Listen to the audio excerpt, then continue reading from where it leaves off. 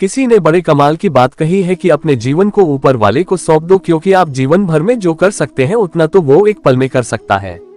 आपके लिए एक छोटी सी कहानी। यह कहानी महाभारत के युद्ध के प्रारंभ होने से पहले युद्ध भूमि को तैयार किया जा रहा था। कुरुक्षेत्र की भूमि को समतल बनाया जा रहा था, पेड़ों को हटाया जा रहा था। उस युद्ध भूमि का मुआयना करने के लिए एक दिन पहले निरीक्षण करने के लिए भगवान श्री कृष्ण और उनके मित्र धनुर्धर अर्जुन पहुंचे। वो मुआयना कर रहे थे, देख रहे थे तैयारी किस तरीके से चल रही है। तभी एक चिड़िया उड़ती उड़ती आई और भगवान श्री कृष्ण के पास आकर के बोली कि भगवान, मुझसे क्या गलती हो गई, मेरी दुनिया आपने उजाड़ दी। यहाँ युद्ध भूमि को तैयार किया जा रहा है, पेड़ों को गिराया जा रहा है। एक हाथी ने आकर के मेरा पेड़ गिरा दिया, मेरा घोंसला उस पर था, वो घोंसला गिर करके जमीन पर आ गया, उसमें नन्हे नन्हे बच्चे हैं, हमारी जान बचा लीजिए भगवान, अब सब कुछ आपके हवाले है।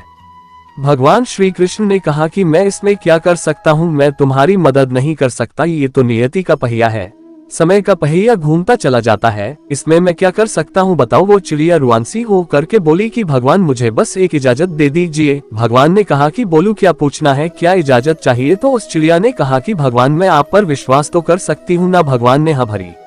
अगले दिन युद्ध शुरू हुआ और युद्ध की शुरुआत से पहले भगवान श्री कृष्ण ने अपने दोस्त अर्जुन से कहा, अपने मित्र से कहा कि मुझे अपना धनुष और एक तीर दे दो, एक बॉन्ड दे दो। अर्जुन ने अपना धनुष सौंपने से पहले पूछा कि केशव, आपने तो प्रतिज्ञा ली थी कि आप शस्त्र नहीं उठाएंगे, क्योंकि अर्जुन की भगवान को शस्त्र क्यों उठाना पड़ रहा है, ऐसा क्या हो गया।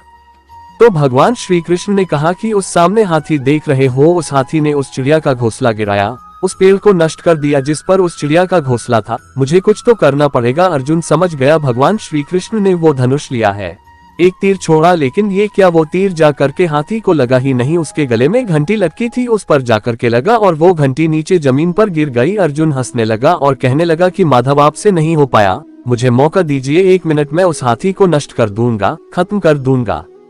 भगवान ने कहा कि नहीं हो गया, बस इतना काफी था। अर्जुन ने भी ज्यादा सवाल जवाब नहीं किए। 18 दिन तक युद्ध चला और उसके बाद में जब पांडवों की जीत हुई तो एक बार फिर से उस मैदान को साफ किया जा रहा था, क्योंकि काफी युद्ध के बाद में जो नुकसान हुआ था, बहुत सारा सामान गिरा पड़ा था, साफ सफाई चल रही थी। भगवान श्री कृष्ण ने एक बार फिर से अपने दोस्त, अपने मित्र अर्जुन के साथ में उसी भूमिका करने के लिए निकले और अर्जुन से कहा कि एक काम कीजिए, मेरे रथ से उतरिए और जाकर के नीचे वो जो घंटी रखी है उसको हटा दीजिएगा। अर्जुन चौंक गया कि हमने युद्ध जीत लिया है, हम इतने महान बन चुके हैं और यह मुझे एक घंटी उठाने के लिए, युद्ध भूमि की साफ सफाई करने के लिए कह रहे हैं। लेकिन जानता था भगवान है, कुछ भी कह सकते हैं। रथ से नीचे उतरा, जा करके उस घंटी को उठाया, साइड किया और जैसे ही उस घंटी को उठाया वैसे ही उसके नीचे से नन्हे नन्हे बच्चे चिड़िया के फड़फड़ाते हुए उड़ान भर ली, उन्होंने उड़ गए।